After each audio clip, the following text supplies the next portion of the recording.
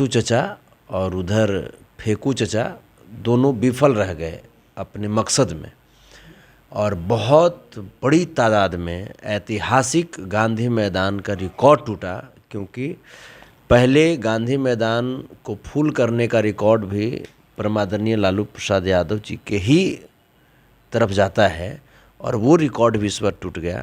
कि उनका सम्मान मिले एनडीए में, हम लोग तो सब दिन सम्मान करते ही हैं, उनका सम्मान वहाँ भी मिले।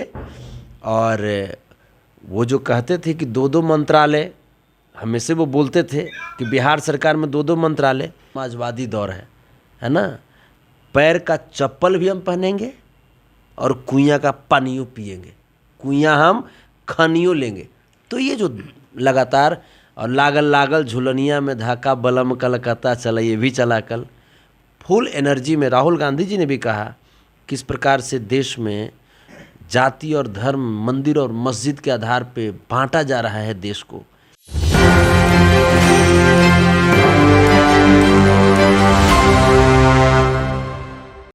जी नमस्कार, आप देख रहे हैं एक न्यूज़ 24। मैं वेद सिंह। जैसे कि आप सभी को पता है कि 3 मार्च को जन विश्वास रैली बुलाया गया गांधी मैदान में, और बिहार के कोने कोने से लोग आए गांधी मैदान की तरफ और कूच किए। वहाँ पे इतना ज़्यादा सैलाब उभरा कि मतलब विपक्ष भी देखकर हैरान हो गए। और कहीं ना कहीं ऐसा भी सूत्रों के हवाले से खबर आ रहा है कि विपक्ष की तरफ से लगातार बयानबाजी भी की जा रही है।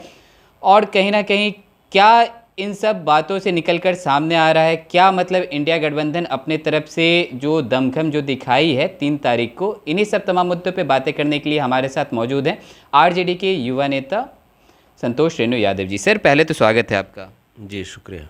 सर कल 3 मार्च था, 3 मार्च को जन विश्वास रैली बुलाई गई थी। पूरे बिहार से लोग इतने ज़्यादा तादाद में आ चुके थे कि कहीं ना कहीं ऐसा भी देखा जा रहा था कि गांधी मैदान छोटा पड़ रहा है।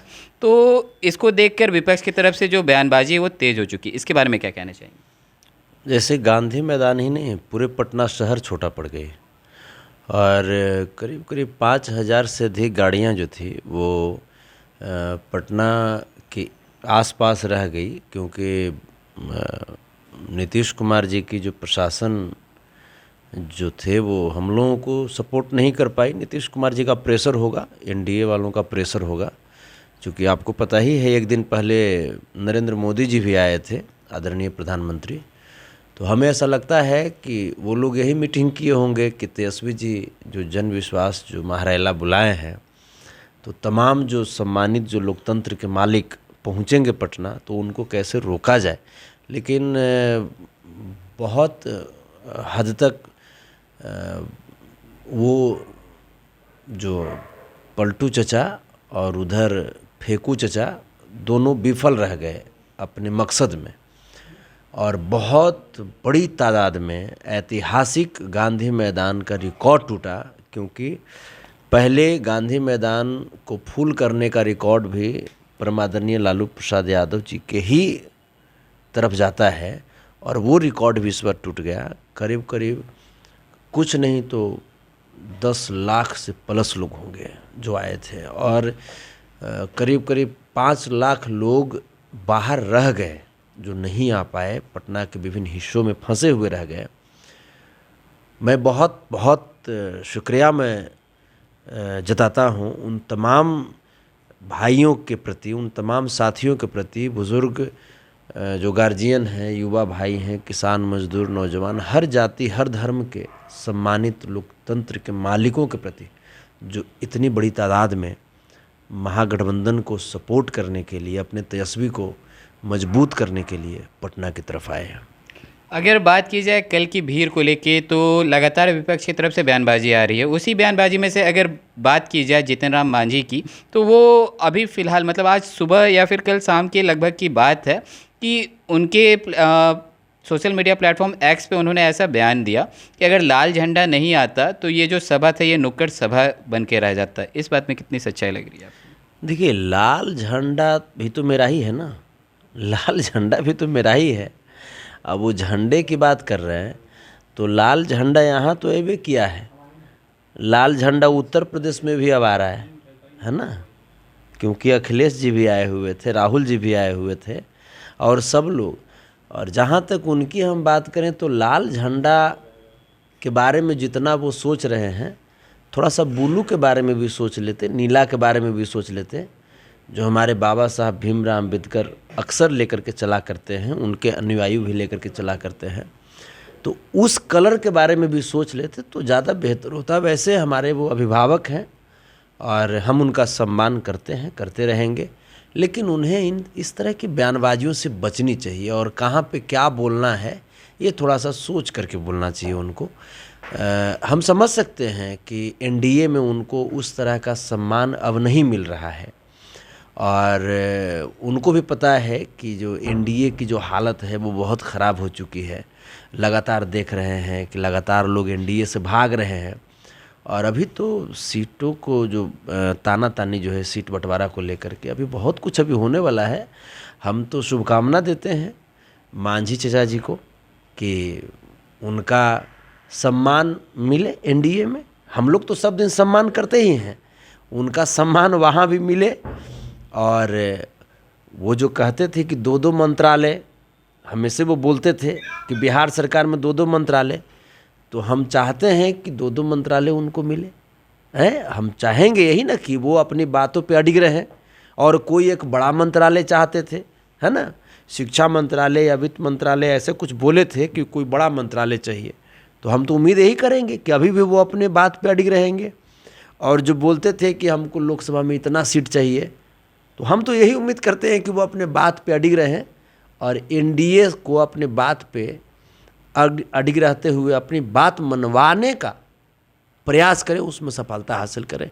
बाकी इधर लाल झंडा, हरा झंडा, सब झंडा इधरे है, सब झंडा इधर है, हर जाति हर धर्म के लोग इधरे हैं। और कल आदरणीय लालू प्रसाद जी ने स्पष्ट कहा कि जो सामंती युग में उन्होंने पिछड़ों के लिए, अल्पसंख्यकों के लिए, अनुसूचित जाति जनजातियों के लिए जो लड़ाई लड़ी है, वो लड़ाई सब दिन लड़ते रहेंगे। तेजस्वी जी ने भी कहा कि वो एक दौर था जो लोग समझते थे कि पैर में चप्पल नहीं पहनने दीजिएगा, कुइयाँ पर कब्जा करके रखिएगा, तो वो दौर ख़त्म हो गया। अब जो दौर है ये समाजवादी दौर है ना। पैर का चप्पल भी हम पहनेंगे और कुइयाँ का पानियों पिएंगे, कुइयाँ हम खनियों लेंगे।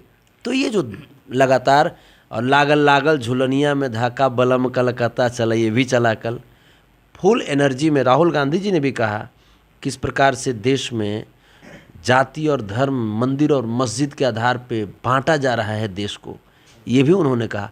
अखिलेश जी ने भी तेजस्वी जी की तारीफ़ की। अखिलेश जी तो कहने का मतलब डी राजा जी, सीताराम येचुरी जी, दीपांकर भट्टाचार्य जी, सभी लोग गोलबंद होकर के जिस प्रकार से कल का जो महारेला था इसको सफल बनाया सभी लोगों ने। और सबसे बड़ी, मैं एक बार पुनः मैं लोकतंत्र के मालिक जनता जनार्दन को मैं धन्यवाद में ज्ञापन करूंगा कि इतनी बड़ी संख्या में आए और एनडीए के अंदर खलबली मचा दिए। चलिए, यहाँ तो अभी बात हो रही थी जीतन राम मांझी की, तो जीतन राम मांझी अभी कुछ समय पहले ही फ्लोर टेस्ट हुआ था और उसमें अगर एक तरह से देखा जाए तो सबसे बड़ा रोल माना जा रहा था जीतन राम मांझी जी का। कहीं ना कहीं वो तो लास्ट में जब सब चीज़ क्लियर हो गया तो बाद में उनकी तरफ से एक और बयान आया था कि खेला में तो अंपायर तो हम ही थे। मतलब वो कहना क्या चाह रहे थे? तो अंपायर आप ही थे, तो सब हम लोग भी जान रहे हैं, हम लोग भी जान रहे हैं कि जीतन राम मांझी जी ही इस बार नीतीश कुमार जी को मुख्यमंत्री बनाए। उन्होंने एक बयान में भी कहा कि हम तो कर्जा अपना उतार दिए, बदला उतार दिए। तो क्या आप मुख्यमंत्री बनाए तो क्या आपको इतना वहाँ है, पावर चल रहा है कि आप तो 2-2 मंत्री मांगे थे, तो 2-2 मंत्री पद मिला है आपके हिस्से में। एक बड़ा मंत्रालय मांग रहे थे, वो आपको मिला। हम वही तो कर रहे हैं, हम तो सम्मान कर रहे हैं ना, क्योंकि आदरणीय जीतन राम मांझी जी भी सामाजिकता की लड़ाई लड़े हैं, हम उनका सम्मान करते हैं, वो हमारे अभिभावक हैं। तो हम अपने अभिभावक का तो पक्ष तो लेबे न करेंगे। जीतन राम मांझी जी जो बोले थे कि एनडीए के लोगों हमको 2 मंत्रालय दो, हैं, एगो बड़ा मंत्रालय दो और लोकसभा की इतनी सीटें चाहिए, तो उम्मीद तो हम यही करेंगे कि वो अपनी बात पे अडिग रहें और बिल्कुल अडिग रहते हुए अपनी बात मनवाएं। और अगर बात नहीं बनती है तो फिर 3-5 उधर बेकार कर रहे हैं। अरे आप हमारे आदमी हैं, हम आपके आदमी हैं, आप हमारे आदमी हैं। आप इधर चले आइए, आप सामाजिकता की लड़ाई लड़ने वाले आदमी हैं। आप कहाँ सामंतियों के घेरे में चले गए? आप अपने घर में आ जाइए। चलिए, तो मेरा लास्ट आपसे क्वेश्चन रहेगा कि जैसे कि ऐसा भी देखा जा रहा था कि बिहार में नीतीश कुमार जो हैं वो जब इंडिया गठबंधन छोड़कर एनडीए की तरफ चले गए थे, तो कहीं ना कहीं इंडिया गठबंधन थोड़ा कमज़ोर पड़ता हुआ, जैसा कि लोगों का कहना था कि कमज़ोर पड़ता हुआ दिख रहा था। क्या लगता है कल जो रैली हुई है इससे कुछ प्रभाव पड़ेगा बिहार के पॉलिटिक्स में या नहीं?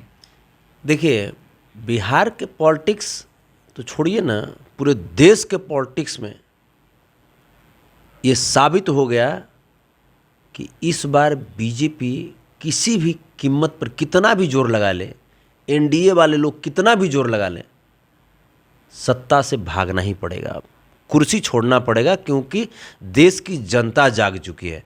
और जो अपने आप को देश का मालिक समझ बैठे थे, जो अडानी अंबानी के गोद में जा करके और देश को गिरवी रख दिए थे और रखना चाहते थे इस बात देशवासियों को, अब ये नहीं होगा। देश की जनता जाग चुकी है। कुर्सी वालों कुर्सी छोड़ो, देश की जनता, लोकतंत्र के मालिक अब उस कुर्सी पे अपनी व्यक्ति को बैठाना चाहते हैं, जो उनका ख्याल करे, जो उनकी बात करे, जो विकास की बात करे। जाति पाति और धर्म संप्रदाय, मंदिर मस्जिद के आधार पे इस बार वोटिंग नहीं होगा। इस बार वोटिंग होगा नौकरी के नाम पे। इस बार वोटिंग होगा महंगाई से कैसे निजात पाया जाए। इस बार वोटिंग होगा अर्थव्यवस्था कैसे सुधारा जाए। इस बार वोटिंग होगा, ये जो बोलते हैं नरेंद्र मोदी जी कि हमने 80 करोड़ लोगों को मैंने भोजन दिया है, अनाज दिया है, मतलब आपने ऐसा देश की स्थिति को क्यों बना दिया कि हमारे 80 करोड़ भाइयों को भोजन के लिए मोहताज होना पड़ रहा है आज? क्यों बनाया ऐसी स्थिति? आप बताओ। हमारा देश, हमारे देश के किसान तो इतने सामर्थ्यवान थे कि वो दूसरे को भोजन खिलाते थे। एनडीए वालों को भोजन खिलाए हैं, इनके बाल बच्चे को भोजन खिलाए हैं। उन्हीं सम्मानित किसान को आतंकवादी उग्रवादी क्यों कहा? बताओ। हमारे देश को जो मिसाइल दिए डॉक्टर एपीजे अब्दुल कलाम, उनके धर्म के लोगों को पार्लियामेंट में आतंकवादी क्यों कहा, मुल्ला कटुआ क्यों कहा, है ना? तो तमाम चीज़ें हैं।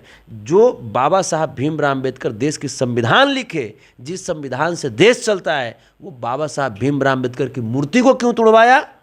इस पे जवाब दे बीजेपी।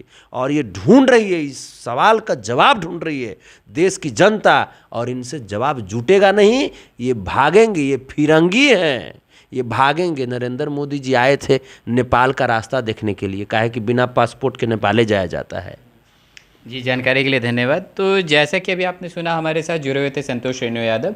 इनका कहना था कि कहीं ना कहीं जो कल रैली हुई है, और इनका कहना था रैली नहीं रैला हुआ है, जन विश्वास रैला, ये बार बार इस बात का उच्चारण कर रहे थे। और इनका कहना था कि जो अभी मतलब कल जिस तरह की भीड़ जो उमड़ी थी गांधी मैदान में, पूरे बिहार के लोग एकत्र हुए थे, जिसको देखकर जो विपक्ष की जो पार्टियां थी उनके अंदर कहीं ना कहीं बौखलाहट नज़र आ रही है। और बात रह गई जीतन राम मांझी की, तो उनके बारे में भी इन्होंने कहा कि उनको कुछ भी अगर बोलने से पहले एक आध बार सोच लेने की ज़रूरत है।